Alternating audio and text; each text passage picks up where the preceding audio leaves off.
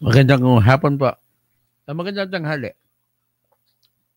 Topic po natin ni Toto Tirador ngayon ay, ang titirador natin si Sara Diskaya. Ang tanong, sino ba talaga ito si flood control queen? Si Sara Diskaya? Akalain mo, top notcher sa mga 15 contractors?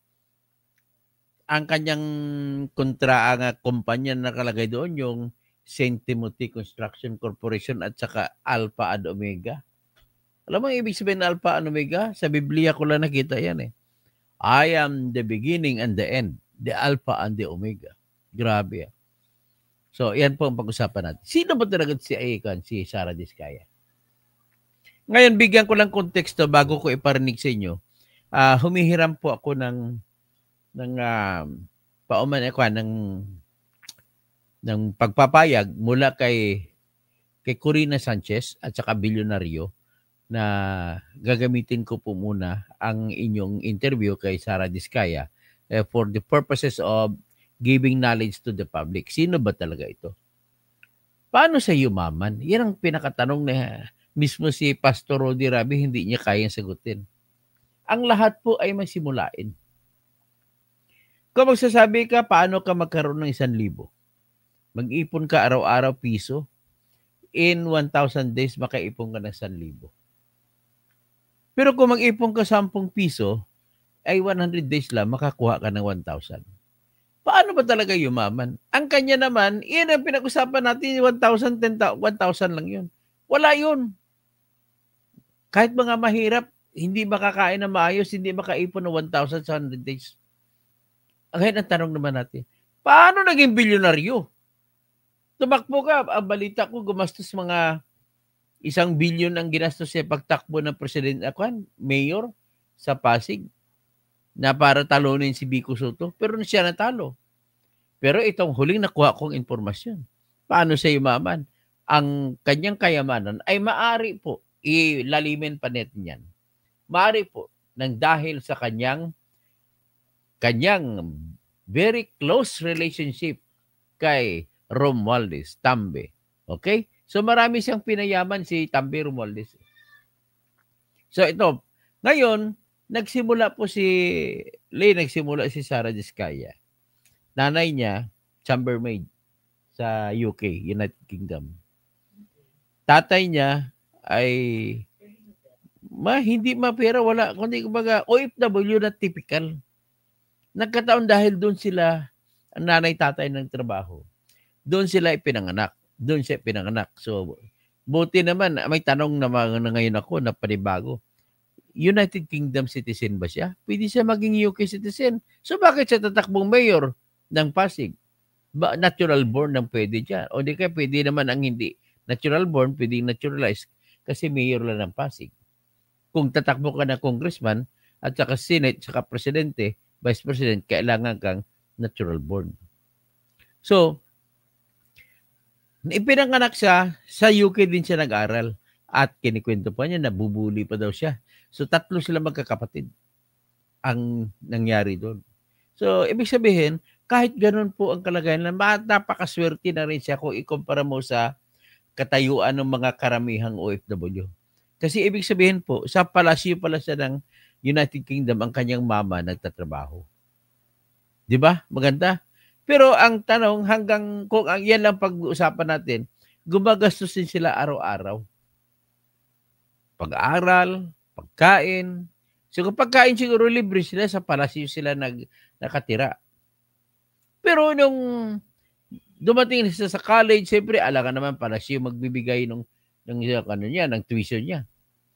So anyway, to cut short, nagsimula din siya, alam mo Lay, sa kanyang record, nagsimula siya sa minimum wage na sweldo.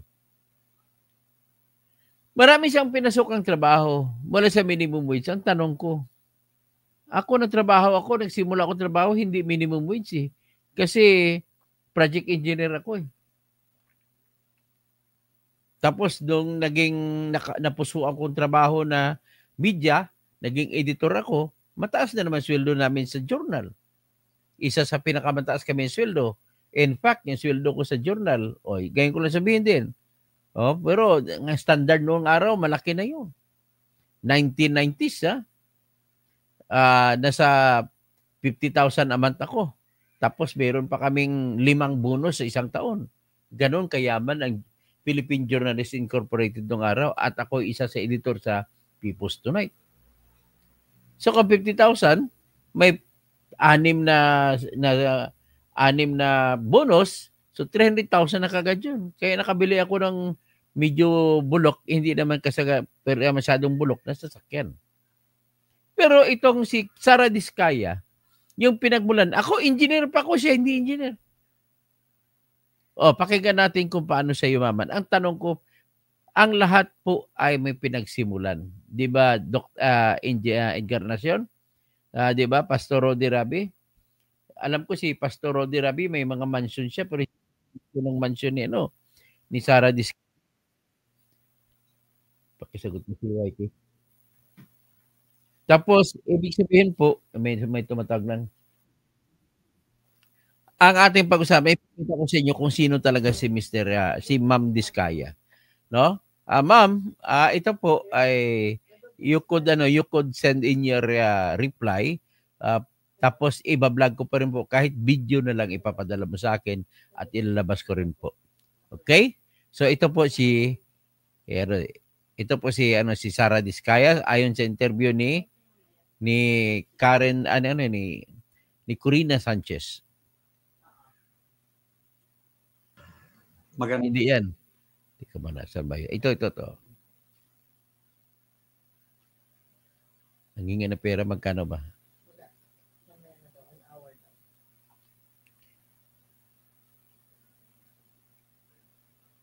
Ito si Sara Diskaya. Titingnan natin. Ayon sa, makikita mo ng buhay niya, pinagmulan niya, ayon sa interview ni Corina Sanchez. Magaling kasi mag-interview si Corina, si Mrs. Rojas. Ito. Mrs. Marujas. So, paano nangyari na sa ganitong karangyang estado ng buhay niya, buhay nilang mag-asawa, ay nanggaling pala sila kapwa ng kanyang asawa sa hirap? Yan Yung lugar nito pinag-interviewan sa kanya, bahay ito, mansion ito ni Sara Diskaya. Ginawa ito yung interview nito 7 months ago bago siya tumakbong mayor ng Pasig City. Ngayon, she's on top of the world. Ito ay istorya ng inspirasyon para sa ating lahat. Ang formula ng asenso at tagumpay, Sara Diskaya is in the house! Grabe naman yung house mo. Ibang klase. Talagang ako'y napanganga nung napasok ako dito. Meron palang ganitong espasyo sa Pasig. Nakita niyo naman, bahagi ng kanyang opisina, bahagi ng kanyang bahay. Dito naman tayo sa kanyang buhay. Hindi mo iisipin, born in London, England. Yes. Tama? Tama. Ipaliwanag mo kung bakit. Yung mom ko, dati siyang OFW sa UK. And then kinuha niya yung dad ko doon. Yun. Kaya kami doon pinanganak. Ayun. Ilan kayo magkakapatid? Noong time na yun, 2 kami. So, nung umuwi na kami sa Philippines, naging 3 na kami. Ayun. Tapos, ang trabaho ni nanay at ni... Dali lang Mukhang ganun palang yayamanin, Lay. Merong alom dito. Anong tawag niyan? Nunal. Sa ilalim ng kaliwang bahagi ng ngiin ng ilong. Natandaan ko si Kainso Recto, yayaman din ito. Kasi may nakita ko, may nunal din si Kainso Recto eh. Kaito. Tatay, hindi karangyaan, di ba? Hindi po. My mom was, nung dumating siya doon, chambermaid siya sa hotel. So, naglilinis siya ng chambermaid.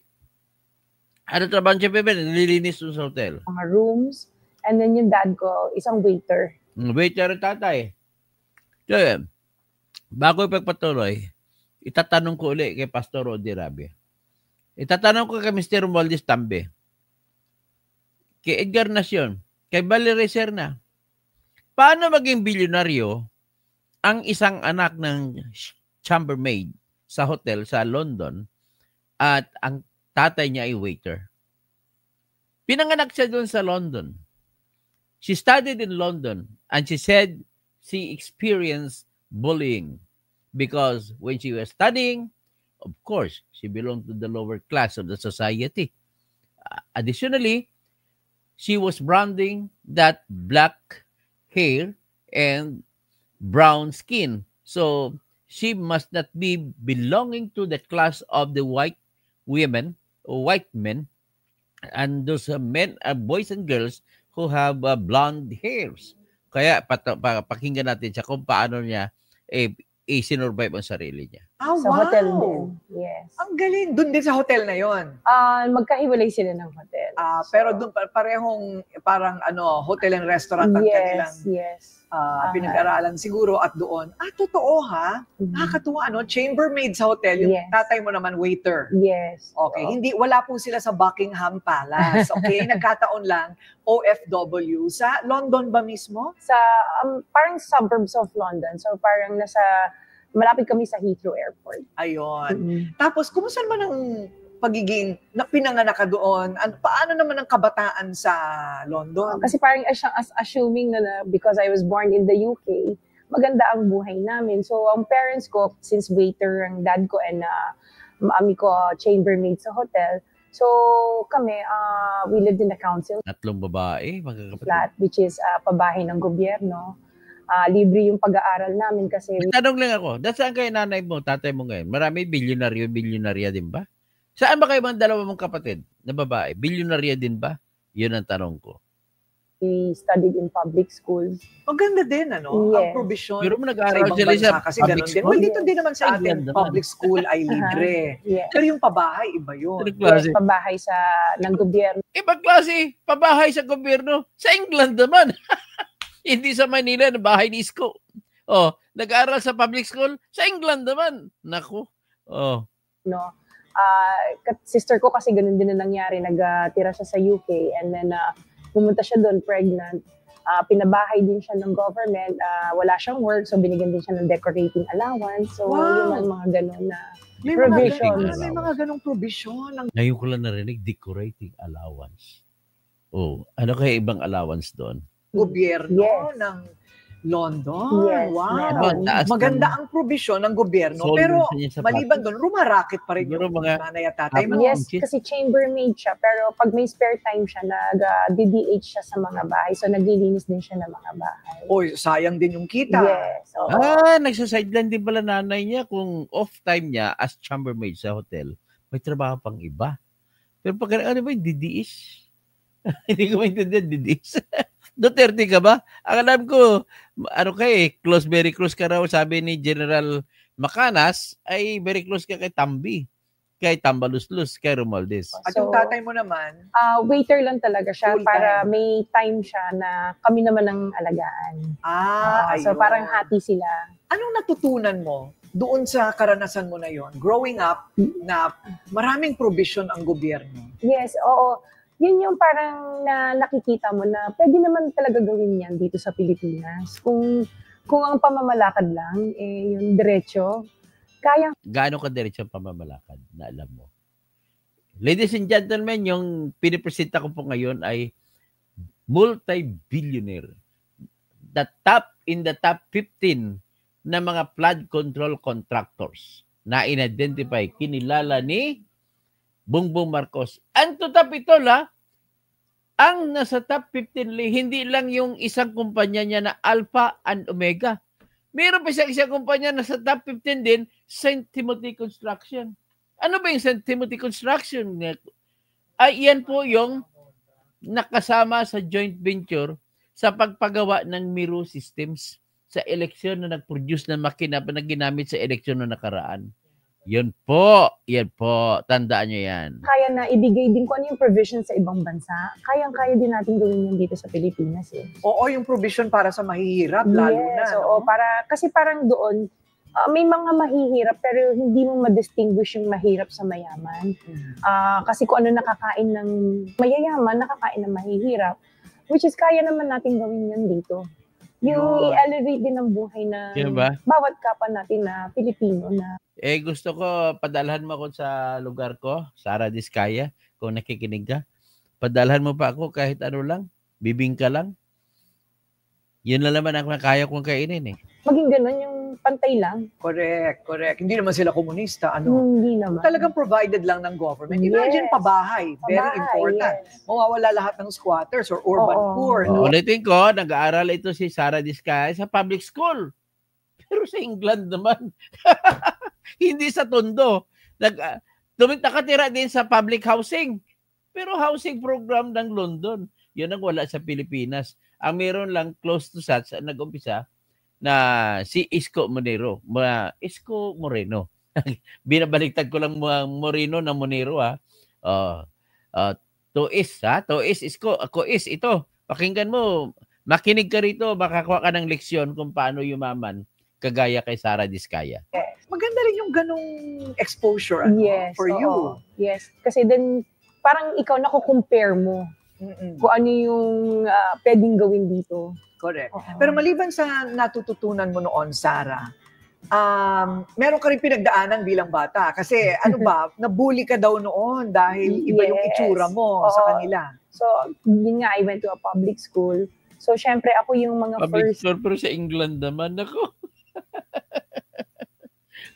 Asian babies doon nung time Asian na yun. babies, yeah. Especially dun sa area namin. So, talagang iba yung itsura ko from my classmates. Iilan lang kami na Asian. So, yung bullying, it's not like the bully na name calling lang or ano. Talagang it came to a point na naging physical yung mga classmates ko. So, under the table. So, ayan So, ayan nakilala niyo ang pinagsimulan ni Sara Diskaya. So, paano yan? Paano kaya yumaman ito? Wala akong maisasagot dito, kundi kumanta na lang ako. Oh, Kandida! Mag-ano muna ako. Magtatawag muna ako. Mamaya, babalik tayo. Karugtong kay Sara Diskaya. Okay? Si REHB, BH3R. Grabing bigas pinamigay. Aba! Grabing bigas. Paano sa kanya pinamimigay ng bigas? Sa kay Bongbong, pinapibebenta ng 20 pesos. Grabe, dapat sana nanalo pala siya ng mayor kay Kon. Siguro, hanggang ngayon, maraming bigas kinakain ng mga taga-Pasig kung nanalo siya. Pero bakit di siya nanalo kay Vico? Grabe pala bigas pinamimigay. Libre. Sa bagay, may binibigay ba na hindi libre? Nawala ako sa bisyo. Argo host, Cesar Hugar, o maayong aga. Full-blooded Ilonggo ng Pulumulok, South Cotabato. Tapos REHB, BH3R, daming equipment yan, pang construction. Grabe. Pastor Rodi Rabi, nagnakaw yan sa construction sa government project. So, ibig sabihin na ito po ang example, tingin ko lang, na pinayaman ng tax ng buwis ng bayan. Si Ricardo Florito, magandang tanghali po. Rodi Rabi, imbis na flood control project, ilagay ang pera. Wala nang flood control project. Panawagan po namin Pastor Rodi Rabi, huwag na po kayong gumawa ng flood control project. Kung may baha, hayaan na lang na dumaan ang baha. Total, maubos din yan ang lahat ng ilog sa dagat patungo. Buksan at mararating mo. Kay sarap mabuhay. Lalo na't alam mo kung saan papunta. Ricardo Florito, ang ganda panoorin ng pinalabas mo ngayon kaso malapit na alauna. Sige. Okay na po. Patapos na rin ako. Regine Ford, good afternoon po. Batad, siya ba ang First Lady?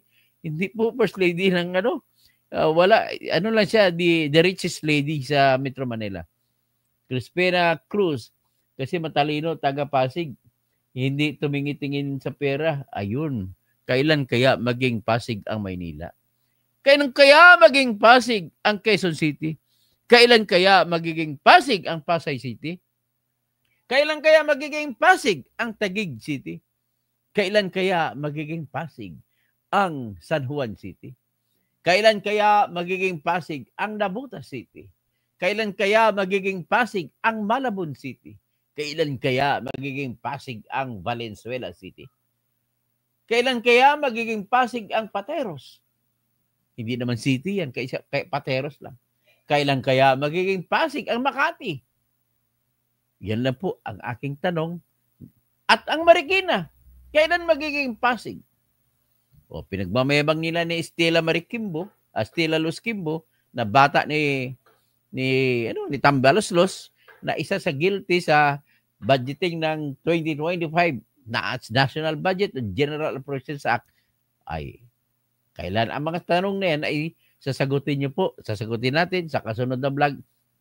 Mayroon naman tayong presenta. Okay, yun. Ang gagawin lang natin ay kakain muna tayo, kaya magmuni-muni muna tayo.